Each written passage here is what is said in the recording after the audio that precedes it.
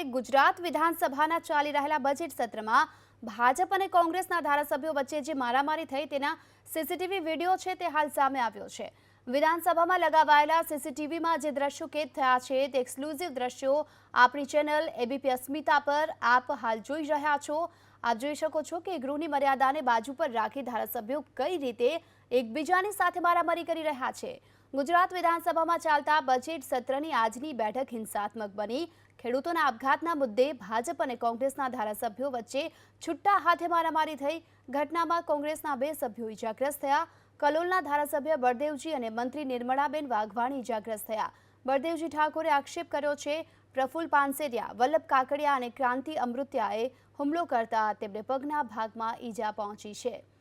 તો જે CCTV video છે તે જાહેર થયા છે તેના દ્રશ્યો આપની ટીવી સ્ક્રીન પર જોઈ શકો છો કે કઈ રીતે જે સભ્યો છે તે પોતાની મર્યાદા ભૂલી અને છુટ્ટા હાથે મારામારી કરી રહ્યા છે અને તેમને છોડાવવા માટે પણ જે લોકો છે તેમને વચ્ચે પડવું પડી રહ્યું છે। આ પ્રકારની ઘટના છે તે સામે આવી છે।